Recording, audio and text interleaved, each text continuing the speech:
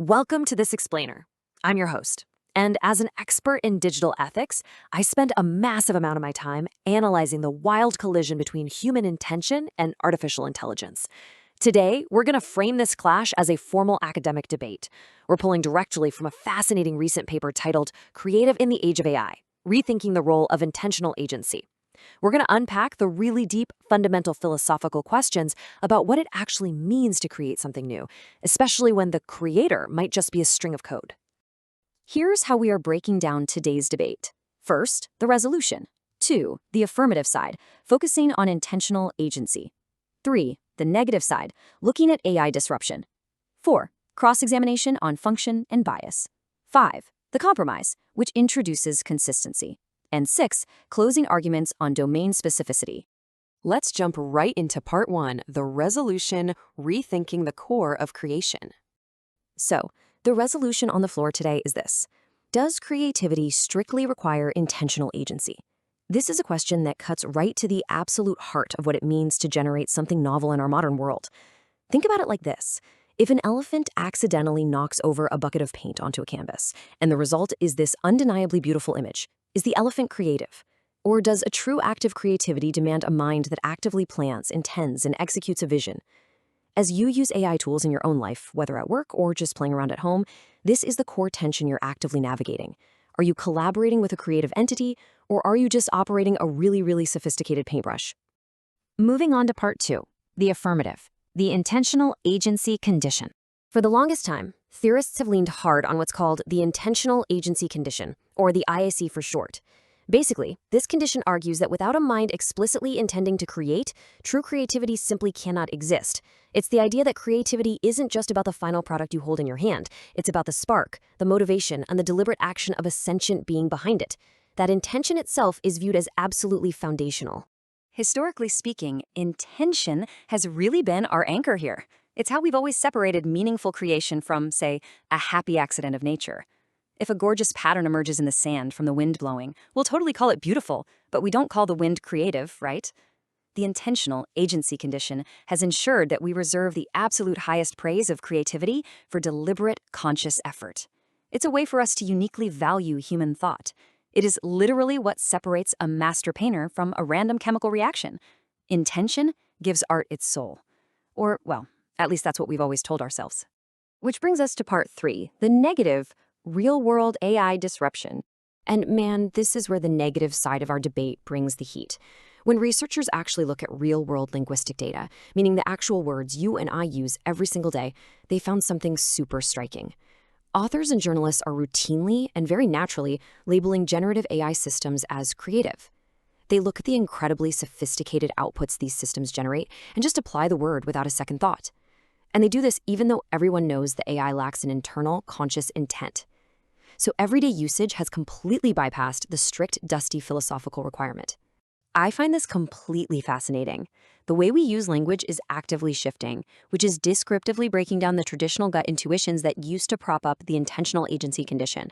If our broader culture is already deciding that AI is creative based purely on what it spits out, then our academic and philosophical definitions are under massive pressure to catch up with reality. The tools changed, and societies simply adopted its vocabulary to match the jaw-dropping results they were seeing on their screens. Let's pivot to part 4, cross-examination, social function, and bias. So how do we fix a definition that's past its expiration date? Well, researchers use a really cool method called conceptual engineering. It's basically a 3-step process. First, you analyze a concept by looking at its core social utility. What does it do for us?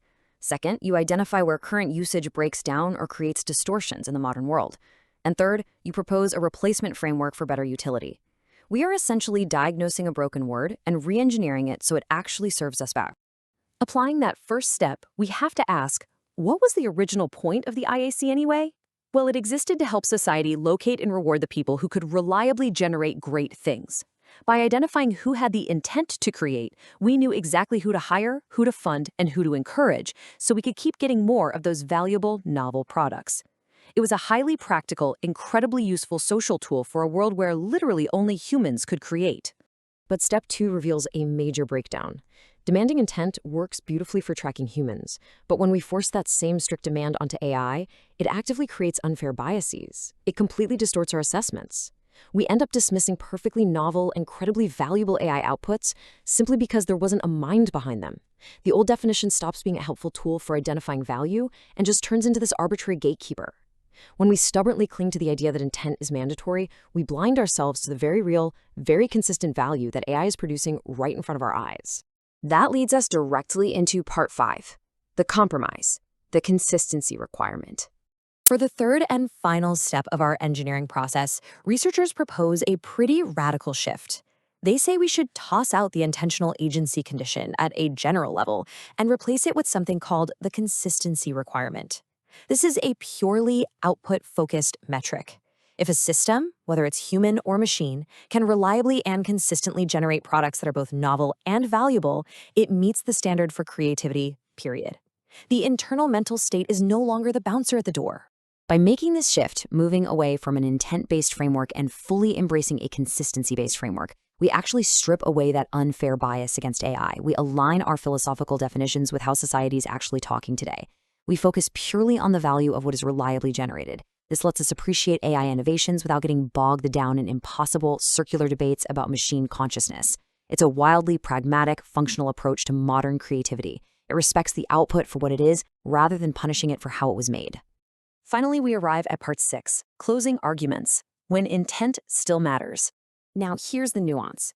The researchers aren't saying we should throw the concept of intent in the trash completely. While we need to drop it for general creativity to remove bias, we absolutely have to retain it in highly specific local domains. There are still areas of human interaction where intention is functionally vital. Think about a really deep personal apology or art that exists specifically to express unique human trauma. If an AI writes an apology letter, it feels totally hollow, right? That's because the entire value of an apology is the genuine human remorse driving it. In those specific contexts, the intent of the creator isn't just a nice bonus, it is the core value of the product itself. In those local domains, demanding intentional agency remains incredibly useful today.